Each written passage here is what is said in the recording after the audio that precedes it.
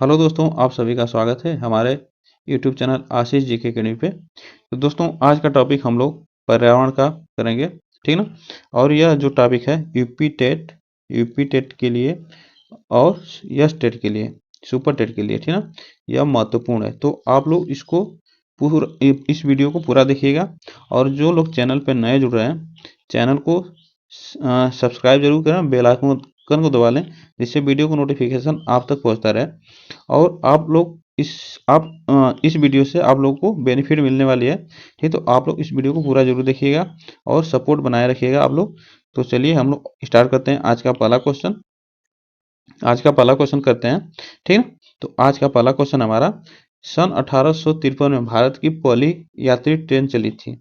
तो सन 1853 में भारत की पहली यात्री ट्रेन चली थी मुंबई से थाने के बीच, कलकत्ता से अलीपुर के बीच, कलकत्ता से दमदम और मुंबई से पुणे के बीच। तो कहाँ से चली थी आपको बताना है। तो यह आप जो हमारी 1853 में पहली यात्री ट्रेन थी, ठीक ना, पहली यात्री ट्रेन थी। तो यह कहाँ से चली थी। तो यह मुंबई से थाने के बीच चली थी, मुंबई से थाने के बीच चली थी। और यह कब चली थी। तो यह 16 अप्रैल 16 अप्रैल 16 अप्रैल 16 अप्रैल 1853, ठीक ना। 16 अप्रैल 1853 को चली थी। और कुल कितनी दूरी थी आपसे पूछ सकता है, दूरी कितनी थी। तो यह 34 किलोमीटर थी लगभग, ठीक ना, 34 किलोमीटर थी। तो आप लोग इसको याद रखिएगा, 34 किलोमीटर थी। तो ऑप्शन इसमें हमारा ये सही होगा, ठीक ना। चलिए आगे चलते हैं। एशिया का सबसे बड़ा पशु मेला कहाँ लगता है। तो एशिया का सबसे बड़ा पशु मेला आयोजित होता है कहाँ पे, सोनपुर में, पुष्कर में, नासिक में, हरिद्वार में। तो कहाँ पे होता है आपको बताना है। आप लोग ऑप्शन बताते रहिए, तब तक हम लोग इस ऑप्शन का हम लोग और कुछ जानकारी लेते हैं। देखिए, जो हमारा हरिद्वार मेला है, यह 14 जनवरी को 14 जनवरी को 14 जनवरी को यह मकर संक्रांति के दिन लगता है। संक्रांति के दिन मकर संक्रांति के दिन लगता है, ठीक ना। यह 14 फरवरी मकर संक्रांति के दिन लगता है, ठीक। तो आप इसको याद रखिएगा। और नासिक जो मेला है, मेला, तो यह महाराष्ट्र में लगता है, यह महाराष्ट्र में है, ठीक ना। महाराष्ट्र में है नासिक, ठीक। तो यह महाराष्ट्र में है। और यह गोदावरी नदी के तट तट पर लगता है, गोदावरी नदी के तट पर लगता है। और इसे त्रयंबक कुंभ मेला भी कहा जाता है। इसे त्रयंबक त्रयंबक कुंभ मेला भी कहा जाता है, ठीक ना, कुंभ मेला भी कहा जाता है। तो आप लोग इसको याद रखिएगा, त्रयंबक कुंभ मेला भी इसको कहा जाता है। तो यह कहाँ पे है, तो नासिक में, महाराष्ट्र में पड़ता है, ठीक ना। तो यह गोदावरी नदी के तट पर है, ठीक ना। और आगे करते हैं। जो पुष्कर मेला है, ठीक ना, यह जो पुष्कर मेला है, तो यह कहाँ पे है। तो यह अजमेर में लगता है, अजमेर जो राजस्थान में है, ठीक ना। यह अजमेर में लगता है। और यह कब लगता है। तो नवंबर यह अक्टूबर से नवंबर के बीच लगता है, ठीक ना। और यह सबसे यहाँ का जो प्रसिद्ध होता है, यह ऊंट के लिए प्रसिद्ध मेला है, ठीक ना। ऊंट के लिए प्रसिद्ध जो है, यह पुष्कर मेला है। तो आप लोग इसको याद रखिएगा, ठीक ना, आप लोग इसको याद रखिएगा। तो यह बहुत महत्वपूर्ण मेला है। यह कब लगता है। तो यह लगता है कार्तिक पूर्णिमा के दिन लगता है। यह कार्तिक कार्तिक पूर्णिमा के दिन लगता है, कार्तिक पूर्णिमा के दिन। तो आप लोग इसको भी याद रखिएगा, कार्तिक पूर्णिमा के दिन लगता है हमारा पुष्कर मेला, ठीक है। और सोनपुर मेला, यही ऑप्शन हमारा सही है। यह जो मेला है यह जो मेला है, तो यह बिहार में लगता है। कहाँ पे लगता है, बिहार में लगता है। और एशिया का सबसे बड़ा मेला है, एशिया का सबसे बड़ा मेला है, जो कि यहाँ पे सबसे हाथियों के लिए भी प्रसिद्ध है। यहाँ पे हाथी भी बिकती हैं, ठीक ना, हाथी भी यहाँ बिकती हैं, ठीक। तो यह सबसे बड़ा मेला है, जो कि यह कार्तिक पूर्णिमा के दिन ही लगता है। ये भी कार्तिक पूर्णिमा के दिन लगता है। कार्तिक कार्तिक पूर्णिमा पूर्णिमा के दिन लगता है। कार्तिक पूर्णिमा के दिन लगता है, ठीक ना। तो आप लोग इसको भी याद रखिएगा। और यह कब लगता है, आपसे पूछ सकता है यह कब लगता है, तो यह नवंबर से दिसंबर के बीच, नवंबर से दिसंबर के बीच, तो नवंबर से दिसंबर के बीच लगता है। तो आप लोग ये भी याद रखिएगा, ठीक ना। चलिए आज के लिए इस क्वेश्चन में इतना पूरा हम लोग चारों ऑप्शन देख लिए। तो ऑप्शन इसमें हमारा ए सही है। चलिए आगे चलते हैं नेक्स्ट क्वेश्चन पे। राष्ट्रीय एकता परिषद की स्थापना हुई, राष्ट्रीय एकता परिषद की स्थापना हुई कब हुई? 1961 में, 1971 में, 1981 में, 1951 में।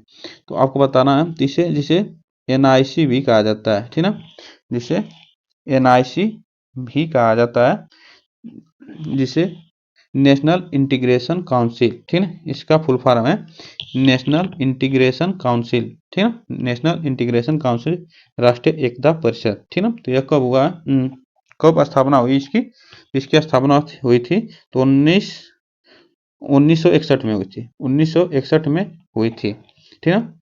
अनेकता में एकता के सिद्धांत पर केंद्रीय सरकार द्वारा दिल्ली में राष्ट्रीय सभा में लिए गए निर्णय के साथ हुआ था। और इसके अध्यक्ष के रूप में प्रधानमंत्री, जो राष्ट्रीय एकता परिषद है, इसके अध्यक्ष के रूप में प्रधानमंत्री, गृह मंत्री और राज्यों के मुख्यमंत्री, राजनीतिक दलों के 7 सदस्य तथा प्रधानमंत्री द्वारा मनोनीत 7 अन्य सदस्य शामिल होते हैं। ये आप लोग इसको याद रखिएगा, ठीक ना। प्रधानमंत्री, गृह मंत्री, केंद्रीय गृह मंत्री, राज्यों के मुख्यमंत्री, राजनीतिक दल के 7 सदस्य तथा प्रधानमंत्री द्वारा 7 मनोनीत 7 सदस्य भी शामिल होते हैं इसमें। तो आप लोग इसको याद रखिएगा, ठीक ना। तो यह बहुत महत्वपूर्ण है, ठीक। तो ऑप्शन इसमें हमारा ए सही होगा, जो कि 1961 में ये हमारा स्थापना हुआ था इसका, ठीक। तो चलिए आगे चलते हैं। समता के अधिकार का उल्लेख संविधान के किस अनुच्छेद में मिलता है? समता के अधिकार का उल्लेख अनुच्छेद 14 से 18, अनुच्छेद 23 से 24, अनुच्छेद 25 से 28, अनुच्छेद 19 से 22। तो किस में मिलता है आपको बताना है, ठीक ना।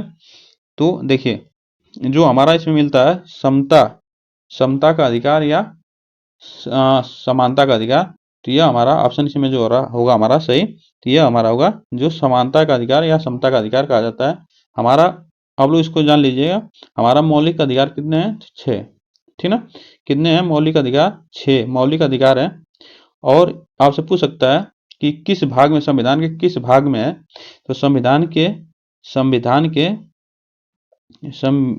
के तीसरे भाग में है, ठीक ना, तीसरे भाग में इसका उल्लेख है और 6 मौलिक अधिकारों का वर्णन किया गया है। तो आप लोग इसको याद रखिएगा। और अनुच्छेद 14 से 18 के बीच यह समता या समानता का अधिकार होता है। और अनुच्छेद 23 से 24 जो होता है यह शोषण के विरुद्ध अधिकार होता है, शोषण के विरुद्ध अधिकार, शोषण के विरुद्ध अधिकार, ठीक ना। तो विरुद्ध अधिकार होता है। तो आप लोग इसको याद रखिएगा, शोषण के विरुद्ध अधिकार 23 से 24, 23 और 24 यह शोषण के विरुद्ध अधिकार होता है। और 25 से 28 जो होता है हमारा धार्मिक स्वतंत्रता का अधिकार। कौन सा? धार्मिक स्वतंत्रता का अधिकार, स्वतंत्रता, ठीक ना, स्वतंत्रता का अधिकार होता है, ठीक ना। तो आप लोग इसको याद रखिएगा, राइटिंग पे थोड़ा सा कम ध्यान दीजिएगा, जो हम बोल रहे हैं उसको याद रखिएगा, ठीक ना। और अनुच्छेद 19 से 22, अनुच्छेद 19 से 22 जो है हमारा स्वतंत्रता का अधिकार है। यहाँ पे क्या था? धार्मिक स्वतंत्रता का अधिकार, यहाँ पे 19 से 22 स्वतंत्रता का अधिकार, ठीक ना। इसमें ऑप्शन हमारा जो सही है, हमारा समानता का अधिकार 14 से 18, ये ऑप्शन हमारा सही होगा, ठीक ना। तो और जो सांस्कृतिक और शिक्षा का अधिकार होता है, जो सांस्कृतिक और शिक्षा का अधिकार होता है, तो यह 29 से 30 होता है। अनुच्छेद 29 से 30 में दिया गया है। और संवैधानिक उपचारों का अधिकार अनुच्छेद 32 में है। किस में है? तो अनुच्छेद 32 में संवैधानिक उपचारों का अधिकार अनुच्छेद 32 में है, ठीक ना। तो आप लोग इसको याद रखिएगा, ठीक ना। अनुच्छेद 32 में संवैधानिक उपचारों का अधिकार है। और सांस्कृतिक व शिक्षा का अधिकार 29 से 30, आप लोग इसको याद रखिएगा। हम जो बोल रहे हैं आप लोग उसको ध्यान दीजिएगा, ठीक ना, उसको ध्यान दीजिएगा। जो इसमें हमारा ऑप्शन सही होगा, ऑप्शन ए इसमें हमारा सही होगा। ठीक है, चलिए आगे चलते हैं। क्वेश्चन नंबर 5, किस देश में लचीला संविधान लागू है? चीन में, अमेरिका में, यूनाइटेड किंगडम में, भारत में।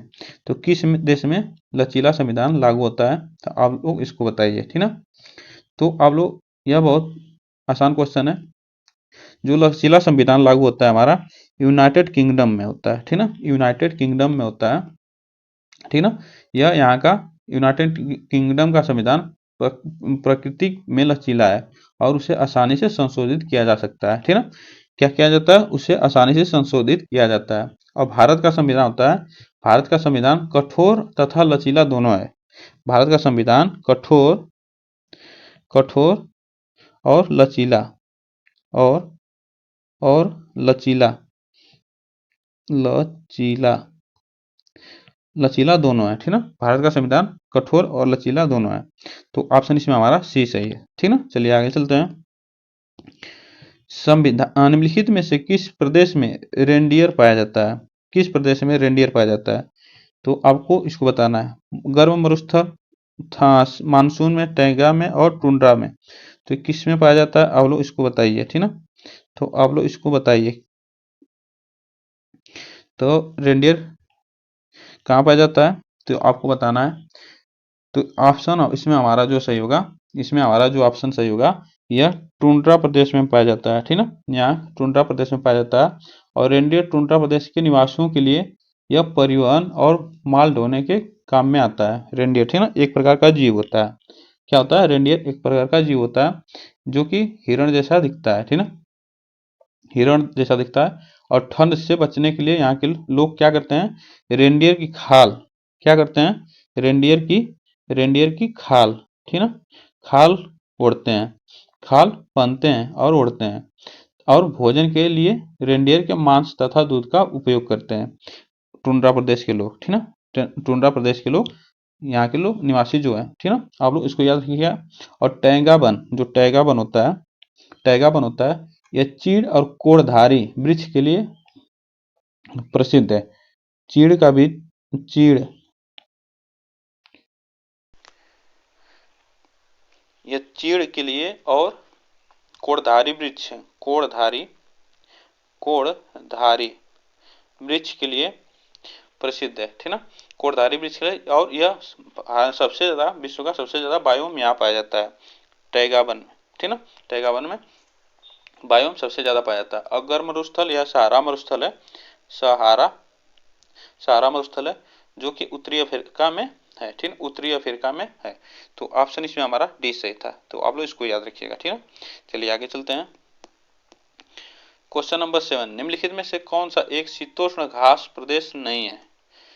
घास जो है नहीं है, शीतोष्ण घास नहीं है। कंपास, डाउन्स, प्रेयरीज और पंपास।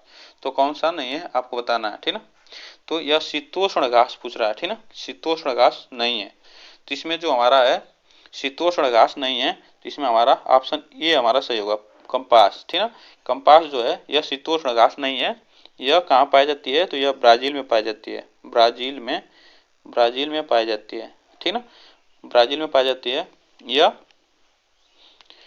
यह उष्ण कंपास जो होती है, यह उष्ण कटिबंधीय घास होती है। ठीक ना, तो आप लोग इसको याद रखिएगा। और डाउन्स पेरियस यह शीतोष्ण घास होती है। ठीक ना, डाउन्स पेरियस यह शीतोष्ण घास होती हैं, जो कि डाउन्स यह ऑस्ट्रेलिया में पाया जाता है। ऑस्ट्रेलिया में, यह ऑस्ट्रेलिया में पाया जाता है। ठीक ना, यह ऑस्ट्रेलिया में पाया जाता है। और पेरियस जो है, जो पेरियस है उत्तरी अमेरिका में पाया जाता है। उत्तरी अमेरिका में पाया जाता है। अमेरिका में पाया जाता है। और पंपास जो है अर्जेंटीना में पाया जाता है। अर्जेंटीना में पाया जाता है। तो आप लोग इसको भी याद रखिए, अर्जेंटीना में पाया जाता है।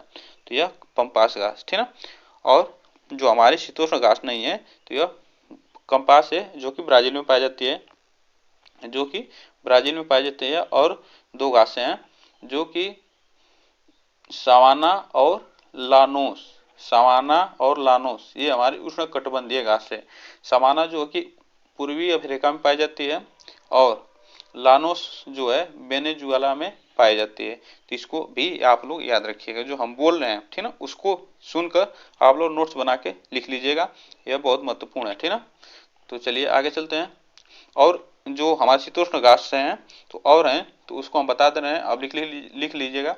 देखिए स्टेपीज जो घास है, स्टेपी जो घास है हमारी, यह मध्य एशिया में पाई जाती है। स्टेपी जो घास है यह मध्य एशिया में पाई जाती है।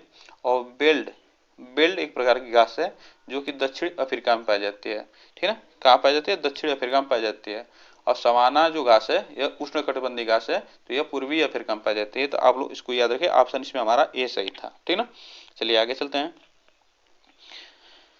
जनसंख्या के आकार के अनुसार महत्तम महाद्वीप है कौन सा? उत्तरी अमेरिका, एशिया और अफ्रीका, यूरोप। जो जनसंख्या के आकार के अनुसार कौन सा महाद्वीप बड़ा है ठीक ना, कौन सा महाद्वीप महत्तम है ठीक ना। तो आप लोग इसको बताइएगा, तो कौन सा ऑप्शन इसमें हमारा सही होगा। तो देखिए जनसंख्या के हिसाब से बृहत्तम, ये बृहत्तम होना चाहिए, हमारा महत्तम हो गया है ठीक ना। यहाँ पे क्या होना चाहिए? बृहत्तम होना चाहिए। बृहत्तम मीन्स बड़ा ठीक ना, जनसंख्या का बृहत्तम होना चाहिए ठीक ना। तो इसमें हमारा कौन सा ऑप्शन सही होगा? इसमें ए ऑप्शन हमारा, और बी ऑप्शन सही होगा। एशिया जो है हमारा सबसे बड़ा महाद्वीप है जो जनसंख्या के आकार पर। तो आप लोग इसको याद रखिएगा। और यूरोप और एशिया के संयुक्त भूभाग को क्या कहा जाता है? एशिया और यूरोप के संयुक्त भूभाग को क्या कहा जाता है? तो यूरेशिया कहा जाता है। यूरेशिया कहा जाता है। एशिया और यूरोप के संयुक्त भूभाग को यूरेशिया कहा जाता है। आप लोग इसको याद रखिएगा। और पृथ्वी के कुल जो हमारा एशिया जो महाद्वीप है यह पृथ्वी के कुल क्षेत्रफल के 1/3 भाग में फैला है। कितना? 1/3 भाग में फैला है जो एशिया महाद्वीप है ठीक ना। और यह पूर्वी गोलार्ध में पाया जाता है, पूर्वी गोलार्ध में है ठीक ना, यह पूर्वी गोलार्ध में है। और आप लोग इसको याद रखिएगा ठीक ना। तो चलिए आगे चलते हैं। क्वेश्चन नंबर 9, भारत में थारू जनजाति कहाँ पाई जाती है? देखिए भारत में थारू जनजाति कहाँ पाई? उत्तर प्रदेश के तराई क्षेत्र में, उत्तराखंड में, झारखंड में, मरुस्थल में। देखिए जो हमारी यह क्वेश्चन जो आया था पिछली साल एक बार रिपीटेड में, तो इस पे आयोग ने दोनों ऑप्शन दिया था ठीक ना, दोनों आंसर इसमें सही होगा ठीक ना। तो इसमें आप लोग इसको याद रखिएगा, दोनों ऑप्शन इसमें सही होगा ठीक ना। यह उत्तर प्रदेश के तराई क्षेत्र में भी पाया जाता है, गोरखपुर, देवरिया और लखीमपुर में ये जनजाति थारू जनजाति पाई जाती है। और यह उत्तराखंड में भी पाई जाती है, यह उत्तराखंड में भी पाई जाती है ठीक ना। जो कि यह हिंदू धर्म को मानते हैं, जो थारू जनजाति है यह हिंदू धर्म को मानते हैं, हिंदू धर्म को मानते हैं। और हिंदू धर्म का सभी पर्व मनाते हैं, दिवाली को छोड़कर, दिवाली के रूप के त्योहार को यह शोक पर्व के रूप में मनाते हैं ठीक ना। दिवाली पर्व को शोक के रूप में मनाते हैं जो थारू जनजाति है। तो ऑप्शन इसमें हमारा ए और बी दोनों सही होगा ठीक ना। तो आप लोग इसको याद रखिएगा। और उत्तराखंड में यह नैनीताल में पाई जाती है। कहाँ पे? नैनीताल में, नैनीताल में उत्तराखंड में पाई जाती है यह थारू जनजाति ठीक है। तो ऑप्शन इसमें हमारा दोनों सही है, ए और बी दोनों सही है ठीक है। चलिए आगे चलते हैं। भिलाई इस्पात संयंत्र स्थित है, भिलाई इस्पात संयंत्र स्थित है ठीक ना। तो भिलाई इस्पात संयंत्र स्थित है कहाँ पे? झारखंड में, छत्तीसगढ़ में, उड़ीसा में, मध्य प्रदेश में। तो भिलाई इस्पात संयंत्र स्थित कहाँ पे आपको बताना है, तो यह कहाँ पे है ठीक ना। तो आप लोग इसको बताइएगा। देखिए जो भिलाई इस्पात संयंत्र है हमारा वह छत्तीसगढ़ में है ना, यह छत्तीसगढ़ में है। जो कि यह 1955 में स्थापित हुआ था, 1955 में स्थापित हुआ था। और किसके सहयोग से? तो यह सोवियत संघ की सहायता से यह संयंत्र बनाया गया था, जो इस समय रूस ठीक ना, रूस ठीक ना, जो रूस है हमारा वही सोवियत संघ था। 1955 में इसकी सहायता से यह बनाया गया था, जो कि यह रेलवे का उत्पादन करता है क्या करता है, रेलवे का उत्पादक है, जो पहला इस्पात उत्पादक या संयंत्र यहाँ बना, ठीक ना। तो आप लोग इसको भी याद रखिएगा। यह छत्तीसगढ़ में भिलाई स्थित इस्पात कारखाना है, तो आप लोग इसको याद रखिएगा, छत्तीसगढ़ में, और 1955 में स्थापित हुआ था, और रूस जो सोवियत संघ है उसके सहायता से यह बनाया गया था, ठीक ना। चलिए आगे चलते हैं। क्वेश्चन नंबर 11, भारत में महिलाओं के लिए आरक्षण की व्यवस्था कहाँ है? भारत में महिलाओं के लिए आरक्षण की व्यवस्था कहाँ है, आप लोग बताना। विधानसभा में, मंत्रिमंडल में, और पंचायती राज संस्थाओं में, लोकसभा में। तो आपको बता दें,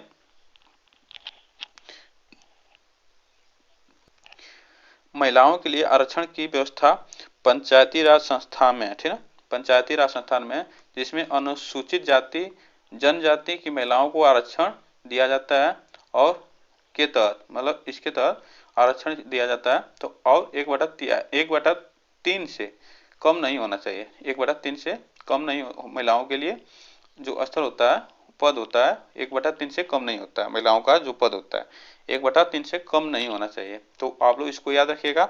और जो हमारा लोकसभा और विधानसभा है, जो विधानसभा है हमारा, विधानसभा के सदस्यों का कार्यकाल कितना होता है, 5 वर्ष होता है। आप लोग इसको याद रखिएगा, विधानसभा के सदस्यों का कार्यकाल 5 वर्ष होता है। और यूपी सबसे ज़्यादा विधानसभा यूपी में है, ठीक ना, सबसे ज़्यादा विधानसभा यूपी में 403 विधानसभा है, 403 विधानसभा है, ठीक ना। आप लोग इसको याद रखिएगा। और संविधान के अनुसार विधानसभा, ठीक ना, विधानसभा के सदस्यों कितना होते हैं, 600 से लेकर 600 मैक्सिमम हो सकते हैं, और 600 से ज़्यादा नहीं होना चाहिए, और 60 से कम नहीं होना चाहिए, 60 से कम नहीं होना चाहिए विधानसभा में सदस्यों की संख्या, जिसमें हमारा गोवा, मणिपुर और सिक्किम और पुदुचेरी को छोड़कर, ठीक ना। ये जो गोवा है, मणिपुर है, सिक्किम है और पुदुचेरी है, इसको छोड़कर यहाँ की संख्या 60 से भी कम है विधानसभा में, ठीक ना। तो 60 से भी कम है, तो इसको आप लोग याद रखिएगा। यूपी में सबसे ज़्यादा विधानसभा है। और इसमें मंत्रिमंडल जो होता है, मंत्रिमंडलों की संख्या कितनी है, 52, ठीक ना। मंत्रिमंडलों की संख्या कितनी है, 52।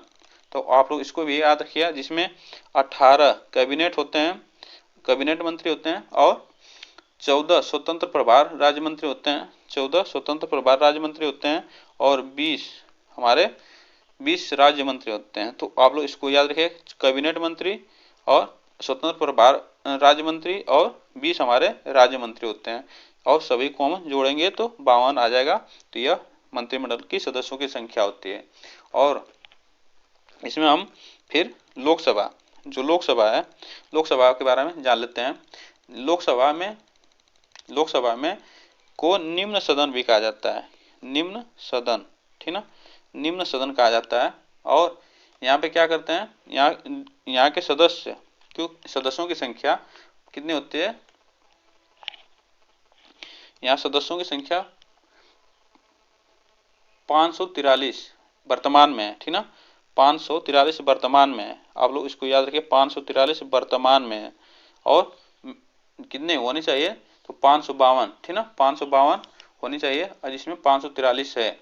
और 5 वर्ष का कार्यकाल होता है, जो लोकसभा के सदस्य होते हैं, 5 वर्ष का कार्यकाल होता है लोकसभा के सदस्यों की, ठीक ना, जिसमें, और इसमें 2 सदस्य जो होते हैं वह राष्ट्रपति मनोनीत करता है। तो ये भी आप लोग याद रखिएगा, ठीक ना, और आप लोग इसको भी याद रखिएगा, ठीक। तो चलिए आगे चलते हैं। क्वेश्चन नंबर हमारा 12, किसी राज्य के राज्यपाल की नियुक्ति के लिए कम से कम क्या उम्र होनी चाहिए, ठीक ना। किसी राज्यपाल के नियुक्ति के लिए कम से कम क्या उम्र होनी चाहिए, 45 वर्ष, 50 वर्ष, 30 वर्ष, 35 वर्ष। तो आपको बताना है, ठीक ना। तो कौन सा इसमें ऑप्शन हमारा सही होगा, ठीक। देखिए, जो हमारी राज्यपाल की नियुक्ति के लिए कम से कम न्यूनतम जो उम्र होनी चाहिए हमारी 35 वर्ष होनी चाहिए, 35 वर्ष होनी चाहिए, ठीक ना।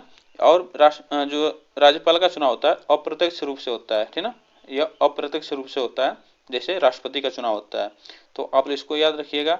और संविधान ने राज्यपाल के रूप में नियुक्ति के लिए व्यक्ति के 2 अर्हता निर्धारित किए। जो संविधान में दिया गया है, राज्यपाल की नियुक्ति के लिए संविधान में 2 अर्हता निर्धारित की गई है, जिसमें उससे कहा गया भारत का नागरिक भारत का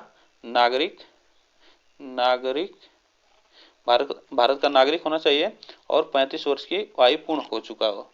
35 वर्ष की आयु पूर्ण हो चुका है, ठीक ना, पूर्ण हो चुका है, चल नहीं रहा हो, पूर्ण हो चुका है। तो यह ऑप्शन इसमें हमारा डी सही होगा। तो आप लोग इसको याद रखिएगा, ठीक। चलिए आगे चलते हैं। क्वेश्चन नंबर 13, अनुच्छेद 356 का प्रथम प्रयोग कब और कहाँ हुआ? अनुच्छेद 356 का प्रथम प्रयोग कब और कहाँ हुआ? केरल 1959 में, जम्मू कश्मीर 1956 में, मध्य प्रदेश 1957 में, बिहार में 1958 में। तो देखिए जिसमें हमारा ऑप्शन सही होगा, यह हमारा ऑप्शन सही होगा 1959 केरल में सबसे प्रथम प्रयोग जो हुआ था हमारा, यह केरल में हुआ था, जो कि संवैधानिक मशीनरियों की विफलता के कारण इसका प्रयोग किया गया था 1959 में। जो अनुच्छेद 356 का प्रथम प्रयोग किया गया था, ठीक ना। तो आप लोग इसको याद रखिएगा।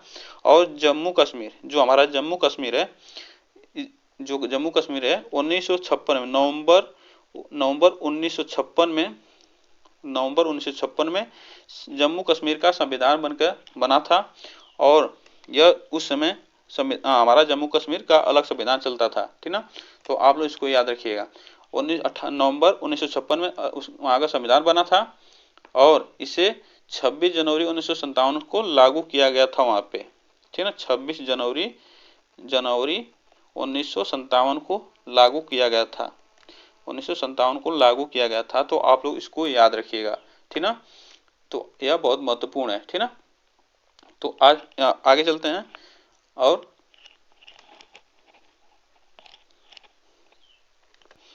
और जो हमारा इसमें जो हमारा था संवैधानिक, जो केरल का है, संवैधानिक मशीनरियों की विफलता का जो हो जाती है, उससे राष्ट्रपति शासन के रूप में भी देखा जाता है, जिससे राष्ट्रपति शासन भी लग जाता है उससे वैसे ही, ठीक ना। तो आप लोग इसको याद रखिएगा, ठीक ना। और जो हमारा मध्य प्रदेश है, ठीक ना, जो हमारा मध्य प्रदेश है, यह 25 फरवरी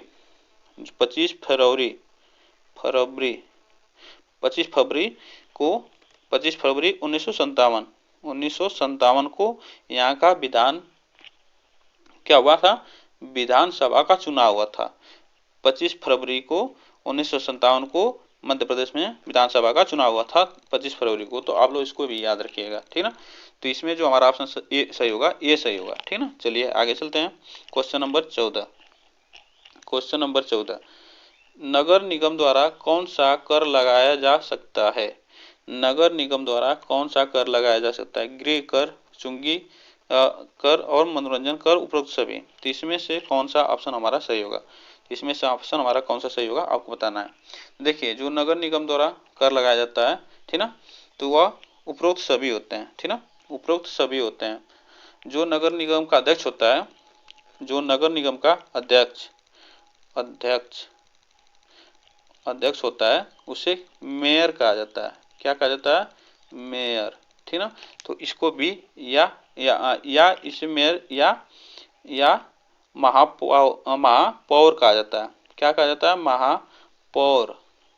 महापौर कहा जाता है, जो नगर निगम का अध्यक्ष होता है, ठीक ना। तो आप लोग इसको याद रखिएगा। चलिए आगे चलते हैं।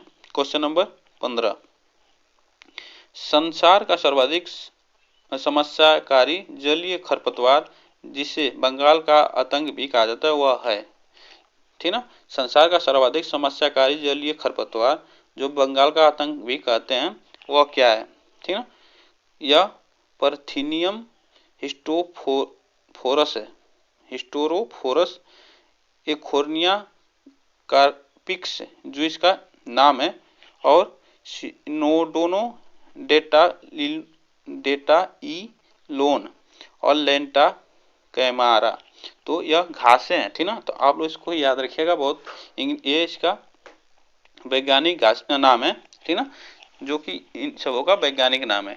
ठीक, तो इसमें जो हमारी घास है, जो बंगाल का आतंक कहा जाता है उसे, तो यह जलकुंभी को कहा जाता है। ठीक ना, एखोर्निया क्रापिक्स को, एखोर्निया क्रापिक्स, ये भी याद रखेगा, इंग्लिश में पूछ सकता है। जो जलकुंभी कहा जाता है, जलकुंभी क्या करती है, जो जल में, यह जल में जो रहती है, तो वह जल का ऑक्सीजन को अवशोषित कर लेती है। क्या कर लेती है, अवशोषित कर लेती है।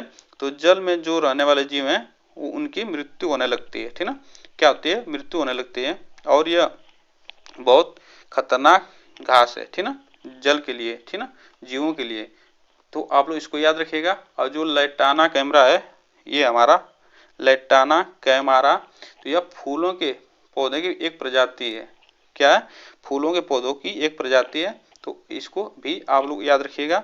और जो एक कांग्रेस घास है, ठीक ना, इसे गाजर घास के भी नाम से जाना जाता है। आप लोग देखे होंगे गाजर घास, ठीक ना, घास, गाजर घास कहा जाता है, जो कि सड़कों के किनारे आप लोग देखे होंगे बहुत ज़्यादा होती हैं, सड़कों के किनारे बहुत ज़्यादा होती हैं ये। ठीक ना, जिसे गाजर घास कहा जाता है, कांग्रेस घास भी कहा जाता है। ठीक ना, और दूब, दूब तो आप लोग जानते ही हैं। ठीक, तो आप लोग इसका इंग्लिश में भी नाम याद रखिएगा, कभी आ सकता है एग्जाम में। ठीक ना, तो ऑप्शन इसमें हमारा जो सही था, बी सही था। तो दोस्तों आज के लिए इतना ही क्वेश्चन, 15 क्वेश्चन जो हम सभी प्रश्नों का पोस्टमार्टम करते हुए आप लोग को बताए हैं। तो आप लोग जो लोग नए जुड़े हैं, चैनल को सब्सक्राइब जरूर करें, बेल आइकन को दबा लें, जिससे वीडियो का नोटिफिकेशन आप तक पहुंचता रहे। तब तक फिर मिलते हैं नेक्स्ट वीडियो में। आज के लिए बस इतना है, तब तक के लिए थैंक यू सो मच।